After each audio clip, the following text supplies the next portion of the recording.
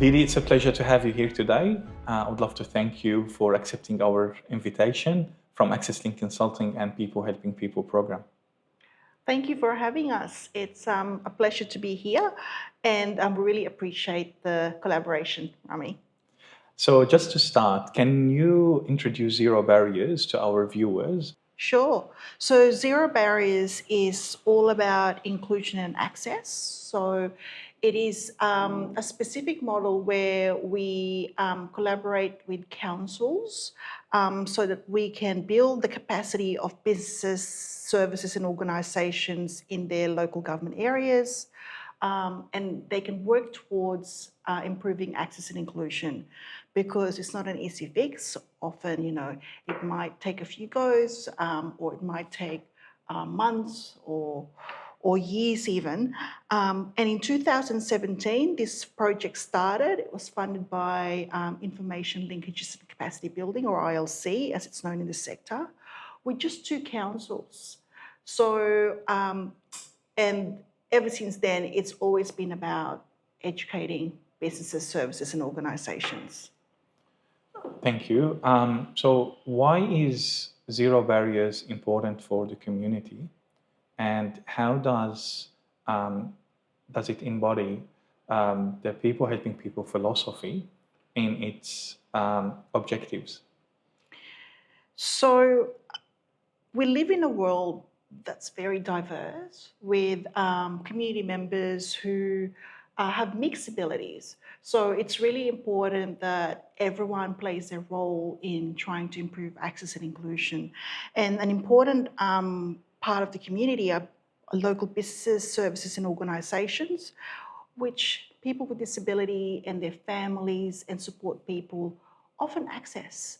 And it is through that they can actually exercise their community participation, the more accessible the businesses are. So I would love to take this opportunity as well to thank you personally, Dee-Dee, and thank Zero Barriers team for having Access Link Consulting on their board, and also to assist them moving forward with their program. This will lead me to my next question on what ways does the pro bono partnership between Zero Barriers and Access Link Consulting empower council and businesses to create more inclusive environment, and also how does it help them to impact their community in a positive way? Sure. We see you as the physical access experts. You've been, this is your bread and butter. You even service, people with disability in the NDI space. So it's very important for us to have that expertise to then educate the local businesses, services and organisations from that angle. And then the other angle is basically helping councils actually do their job much easier and better. So I've worked in government and non-government, and really appreciated the time it took me to develop my knowledge on physical access, whether it's my engagement with access consultants or the Disability Advisory Committee. So it's really important because it's trying to navigate the space and build relationships with different parts of councils, for example, so that we can better service the community of people with disability. Beautiful, and I really appreciate the outcomes that we are getting out of this partnership to the better community and better service to everyone.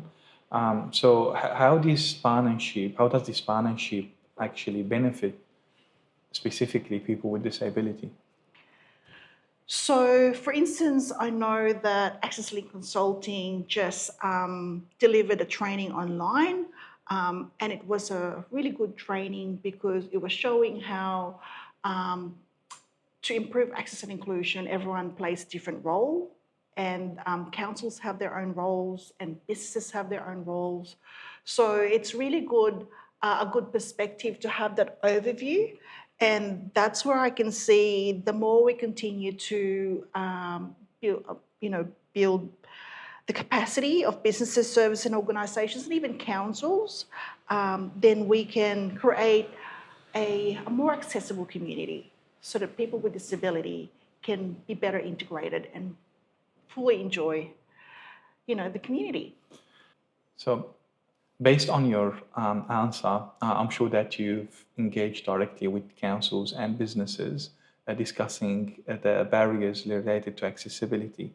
So, what do you believe are the primary challenges and barriers facing people with disability in accessing retail, commercial businesses, and also business premises?